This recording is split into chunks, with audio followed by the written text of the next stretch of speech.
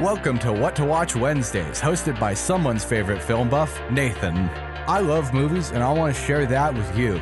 From old originals to cult classics and foreign favorites, along with straight up drivel, WWW is your place for all things movies. Stick around and we'll leave you with a movie to watch over the weekend with your family or that special someone. So sit back, relax, and enjoy the show. 88.1 The Burg, your movie central. Welcome to What to Watch Wednesdays. My name is Nathan, the host of the show, and I have a massive announcement to make. October is over. I know, that's a massive surprise. It's been over for the last 6 days, and I say that like it's a new thing. But just because the month of October is over doesn't mean we can't go hunting for the Red October. Ha ha ha. That was a bad joke, but it'll make sense in just a couple seconds. Because let me tell you exactly what we're going to be talking about tonight. The watch list for tonight's episode of What to Watch Wednesdays is specifically focused on Jack Ryan movies. For those of you who have never heard the name Jack Ryan is a character created by American writer Tom Clancy and specifically used in Clancy's novels of espionage, political intrigue, overall spy tactical thrillers. And it all started with a book called, I believe, Patriot Games. And don't worry, the movie adaptation of that is on the list tonight. But our first movie on the watch list will be The Hunt for Red October from 1990. See, I told you that Red October pun would make sense. Then followed up by Patriot Games from 1992. See, I already promised it. And then with one that I haven't hinted at quite yet at all. Clear and Present Danger from 1994. So, I guess there's nothing to it but to do it. We're back here. We're back doing the thing that I do the best, which is talk about the movies that nobody else does. So after the break, we'll jump into The Hunt for Red October. 88.1 The Burg, your movie central. Welcome back to What to Watch Wednesdays. And for the first movie on the watch list tonight, we will be taking a look at The Hunt for Red October from 1990, available to watch now on Max. Again, during the intro, I made a really stupid pun about it not being the month October anymore, and then I was like, let's hunt for the Red October. It didn't make any sense until I explained it. But what I can do a better job of explaining and not making any stupid puns about is the plot for The Hunt for Red October. So let's jump into that.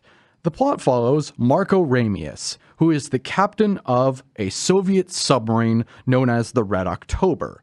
He basically makes a run for it. And when I say Soviet, keep in mind this is in 1984, so during kind of the peak of the Cold War. Marco Ramius essentially makes a run for the east coast of the United States.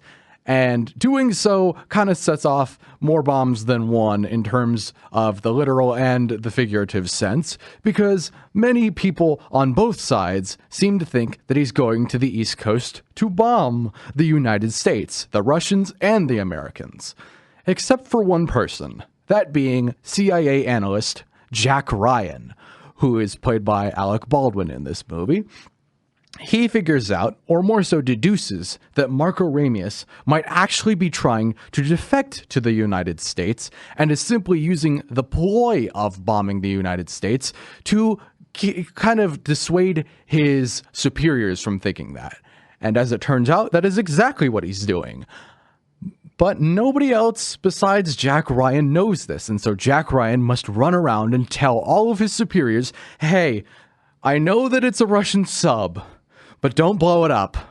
The dude is trying to defect. Come on, you gotta believe me. I know it sounds crazy, but you gotta believe me. Now, let me tell you something about for the hunt for Red October. I don't know what I was trying to say, but I was trying to say, let me tell you something about The Hunt for Red October. That's such a cumbersome name to say over and over again that I'm just gonna call it Red October, to reference that really stupid pun that I made earlier, but also for the sake of my own sanity and be able to actually say it on the offhand. So, let me tell you something about Red October. I watched this movie for the first time about 3 years ago. Actually, doing the math, it was almost exactly 3 years ago. And when I say math, I mean I took 2024 and subtracted 2021 from it, and I got 3 years ago. So Point is, when I first watched this movie, I thought it was boring. Let me say that again. I thought a movie about a Russian captain of a submarine in the Cold War defecting to America as a plotline for a movie where the Russian officer is played by Sean Connery and the CIA analyst played by Alec Baldwin. I thought this was boring. And it's based off of one of the most well-known espionage books written by one of the most popular espionage writers. I have now come to realize that I was having a bad day when I first watched this movie. And I was in a not spy mood, apparently, because let me tell you something. Hunt for Red October is great. It's awesome. Sean Connery and Alec Baldwin do a great job. Sean Connery more specifically, because it's Sean Connery, and dang it, I love Sean Connery. That's all you really need to know. If I say it again, I'm just going to say Sean Connery again. Sean Connery. There we go. I got it out of my system. I will admit that as a goof, I looked up what are the best submarine movies, because being a film person, that's actually kind of normal to do. What's the best submarine movies out there? I was unsurprised, or more so, I was kind of reminded that there was the German movie Das Boot, which I haven't seen quite yet. But more importantly, pretty much every single list I looked through had The Hunt for Red October in it. That was both surprising and unsurprising to me. Surprising that it would show up that consistently. Unsurprising because the movie's great. So there's that. I will say that a lot of those lists tried to point out how Red October was kind of cheesy and a bit campy, kind of goofy. It didn't have the same level of sophistication as a lot of the other ones. It wasn't high art by any means necessary. And in my head, because I was reading an online article, I told them to shut up. Maybe I said it out loud. I forget. I was reading an online article, but the point is, I kind of disagree with that statement that it's not very good, or it's like it's cheesy, or it's campy, or you gotta kind of wrap your head around. Like, no, it's only a little cheesy and a little campy. Some of it, like one very important scene, is when the Red October outruns a missile, like a torpedo launched at him, and it just crashes into like the part of the seawall, and there's an explosion instead of like an underwater swirl of bubbles. But like, if I have to kind of over-explain why that looks cheesy, because it's underwater and it looks like an actual above-ground explosion, if I have to over-explain it like that, then you could probably imagine that I can forgive stuff for being cheesy if it doesn't take me out of the movie. And that's exactly the strength of Hunt for Red October, in my opinion, is no matter how cheesy and campy it gets, I really don't care, because at the end of the day, I'm watching something that has an interesting plot, and a plot that moves. It goes somewhere. Each scene of the movie is advancing that plot of A, Jack Ryan trying to convince everyone around him that Ramius is defecting, and B, Ramius in the process of defecting from the Soviet Union in basically what is a underwater stealth jet that he has now technically stolen. What about that sounds boring or campy or cheesy? It can be spun cheesy. It can be spun campy. But you better not believe it's boring. It is not boring at all. I still think I was just having a bad day. One last thing I will say before we go to another break is that this movie does in fact introduce a character by the name of James Greer. He's the deputy director of the CIA, and he is played by James Earl Jones. Wonderful. Now I'm going to be sad for, there's going to be an undertone of sadness for the rest of this review as we're reminded of it. But don't worry, we won't get to the really sad part in the next movie, which will be Patriot Games. So stick around for that. 88.1 The Burg, your movie central. Welcome back to What to Watch Wednesdays. And for our second movie on the watch list tonight, we will be taking a look at Patriot Games from 1992, available to watch now on Max. To follow the basic premise of Patriot Games, we must transport ourselves to London, as at the beginning of the movie, Jack Ryan is visiting London with his wife and daughter. And kind of coincidentally, or more so just nearby, after giving a quick speech, he's walking around, and then a terrorist attack happens. I'm not exaggerating on that. Right nearby, a group of people who are kind of part of an IRA-associated organization end up attacking a car that is transporting the cousin of the Queen of England. Jack Ryan doesn't really like this because A, his family's nearby and these men have just stormed out of the car with guns, and B, those men with guns are attacking a car with said guns. And so he attacks back and kind of intercedes in the matter. During this process, he ends up killing one of the members of this strike team, and that member turns out to be the brother of the ringleader, a man by the name of Sean Miller.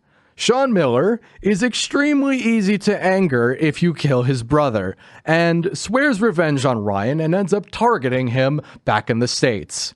So that's not very good for either parties involved, is it? No, it is not. And, oh boy, does it get pretty intense, because Miller does not just target Ryan, he targets his family. I forget if I already said that. My memory is not perfect, but regardless of whether or not I said it, there is one thing I haven't mentioned quite yet. It's interesting to look at that The Hunt for Red October had Alec Baldwin playing Jack Ryan. Because in Patriot Games, Jack Ryan is played by Harrison Ford. That's a very drastic shift. I'm not saying that to be, disapprove of either actor individually, more so saying that there is a pretty big jump between 90s Alec Baldwin and 90s Harrison Ford. Okay, they're two completely different people. I was about to say they're kind of completely two different people. Then I realized they are two completely different people. What do I mean, kind of? I think, to start off with the negative, unfortunately, or half negative more so, I think that Harrison Ford is a good actor. I mean, duh. But he's not exactly the perfect pick for Jack Ryan.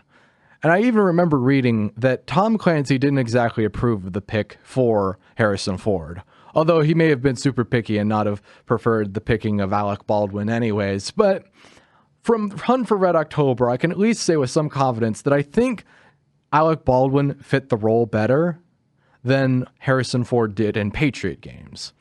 What gives me qualification to talk about that? Well, that brings me to my next point about Patriot Games, which is that I have actually read the book of Patriot Games that this movie is based off of. Keep in mind that I did read it years ago when I was in middle school. But I still read it, and I still remember some details from it. I didn't know or didn't really understand that the IRA was involved. That was the big thing I think I really missed out. When I saw the movie, I was like, what? The IRA is what's involved? I thought it was something else. No, it's the IRA. Oh, okay. Cool. More specifically, like individual factions of the IRA or ones that are using the IRA name. It's a whole process, and they don't have the subtlety of it in the movie, so I'm not going to go too deep into the subtleties here. More specifically, though, I think my judgment was a bit clouded because my memory, as you've seen already, is not exactly perfect. So, and that's just in the span of a short amount of time. Imagine me remembering a book I read almost, I can't count, like 6 years ago. Okay, let's just throw that number out there. About 6 to 8 years ago is when I first read and only read this book, as in the only time I've ever read the book. It's a long book, it's a big book, and it's very detailed because Clancy is notoriously extremely meticulous in all of his descriptions. So a middle schooler is not exactly the prime target audience for all of his extreme descriptions. The point I'm trying to make here is that my judgment is a bit clouded, and I kind of want to give Patriot Games more flack than it deserves for not being a perfectly accurate representation of a book that I only vaguely remember reading. So I'll cut it some slack on that basis.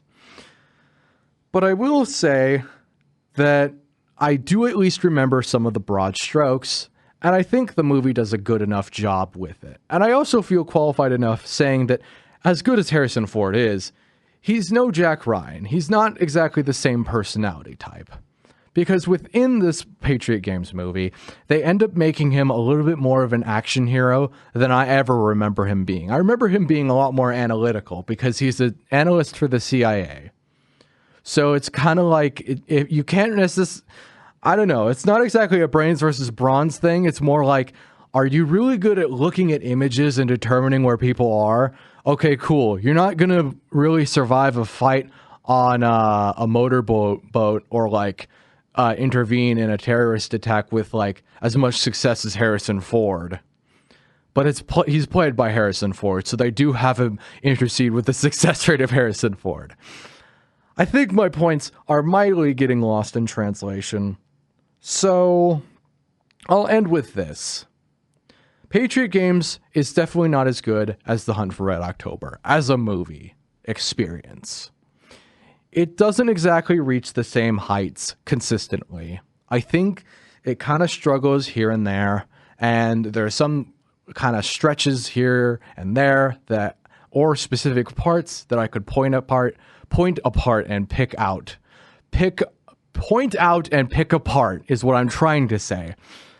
I could pick those pieces apart because I do at least remember enough from the book to give you a good interpretation of it that's kind of general. And I can tell you right now that as broad as it was, there were certain things that I wish they kind of covered. But there are some pretty good bursts in there where they tend to either keep it accurate or they try to keep it interesting and fun or thrilling or exciting. And even though it doesn't match the same consistent highs as The Hunt for Red October, it's at least got some parts in there. And it's certainly got, and I can say this for a fact, it's got more high points overall in total than the next movie on our watch list, which will be The Sum of All Fears. So stick around for that. 88.1 The Burg, your movie central. Welcome back to What to Watch Wednesdays. And for our third and final movie on the watch list tonight, we will be taking a look at Clear and Present Danger from 1994, available to watch now on Max. To go over the basic plot summary of Clear and Present Danger, we follow a group of Colombian gangsters as they board the ship of a friend of the president, who is just a businessman on vacation with his family, and these Colombian gangsters brutally kill them all. Oopsies, that's not good. After that happens, the president is informed, and pretty soon after that, the deputy director of the CIA, James Greer, played by James Earl Jones in the movies, is diagnosed with cancer. Another oopsies, that's also not very good. So Jack Ryan, still played by Harrison Ford, must now assume the role of acting deputy director of the CIA, and must track down the Colombian gangsters that killed the friend of the president, figure out why that friend of the president was dead, and also deal with a little bit of government corruption, and also deal with the responsibilities of being the new deputy director of the CIA. It may be acting deputy director, but you do that for long enough, and it's like, I can imagine it being stressful after day one. And it is pretty stressful for Jack Ryan after day one. He's not built for it in any capacity whatsoever. Okay. You know what else isn't built for, what else is not built for something else in any capacity? This movie in terms of being good. Oh, burn. That was a bad burn. It's fine. Let me tell you the thing about Clear and Present Danger. I kind of rambled about how I half remember the book for Patriot Games and how not boring The Hunt for Red October is.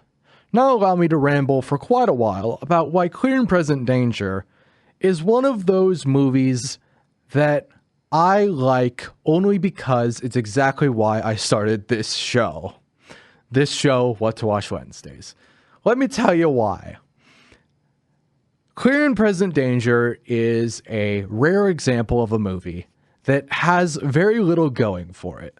The plot kind of chugs along and gets hung up every so often. They kind of pause and start it again, which arguably was a problem with Patriot Games as well, and was not a problem with Hunt for Red October. But Clear and Present Danger, it's clear that there's a present danger to the plot in terms of it being able to progress.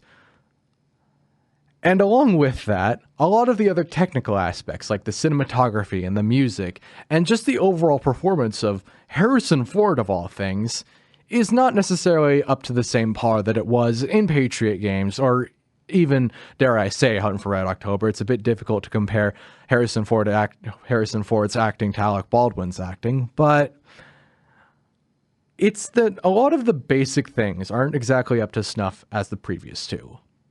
So by definition, I think this movie is the worst in the trilogy, quote unquote, so far. I say quote unquote, and I say so far because there is another movie after this. But we don't have time for it. And I haven't seen it quite yet. But out of the three for tonight, I can definitely see Clear and Present Danger is the quote unquote worst one. Does that mean it's a bad movie? No. Does that mean it's a good movie? No. Does that mean it's a mediocre movie? Well, mediocre movies tend to be boring. Clear and Present Danger, despite its many flaws, isn't exactly boring. I remember not getting all that violently bored. It doesn't make me angry. It doesn't make me really tired. I don't feel any kind of strong emotion negatively or positively. I feel something, which is confusion. But I do feel a pretty strong sense of confusion. So for that reason, it's interesting to pick apart because we get to the big heart of what I emphasize with Clear and Present Danger. The plot chugs along, except for one scene in particular, which is an extremely well choreographed fight in a kind of space between two houses in Colombia. It's basically a motorcade fight. They block off this group of 4 trucks carrying Jack Ryan and an associate of his, and they're driving down the road, and then a bus drives in front of them, and then a bus drives the other way, and then a guy with an RPG pops up and starts shooting the trucks, right? I remember that being so out of pocket because A, I wasn't expecting them to just literally pull out a massive rocket launcher and start destroying cars. But in comparison to the rest of the movie up to that point, it felt extremely exciting. And it's the best scene in the entire movie. It feels on the same level as the entirety for the Hunt for Red October. But the scene only lasts about 4, maybe 3 minutes. Tops. So I feel myself not wanting to say that the Clear and Present Danger is not a bad movie because it has this scene in it specifically. And it's worth noting because it has this scene in it specifically. And that right there is exactly why I started What to Watch Wednesdays. The big thing about movies is that sometimes you get a movie that does everything either wrong or partially to below mediocrity. And Clear and Present Danger is one of those. But then it has that one thing in it that makes you go, well, I can't dismiss this anymore. I'm never going to forget this. Because what was that? That was great. That was awesome. I've never seen something like this, especially at the time period. What is this? This is completely interesting. And for that reason, do I recommend Clear and Present Danger? No, I don't. Do I think it should be dismissed? Absolutely not. And I definitely don't think any of the other ones should be dismissed. And I definitely can guarantee that I won't dismiss any of the other Jack Ryan movies on What to Watch Weekends this upcoming Sunday from 8 to 10 p.m. here on 88.1 The Burg. Please do tune into that show because it is, and I know it's a bit difficult because sometimes it's on Saturdays. This time it'll be on Sunday. It's because of the football games. I have it on good authority that it won't be like that for the entire rest of the quarter after this Saturday. So please tune in this Sunday from 8 to 10 p.m. Please do follow What to Watch Wednesdays on Instagram at What to Watch Wednesdays, all one word, no caps, no spaces. And thank you for listening to What to Watch Wednesdays. I will be back here on What to Watch Wednesdays from 8 to 9 p.m. on Wednesday here on 88.1 The Burg next week. And on that show, I will tell you another set of movies to watch. So, see you then.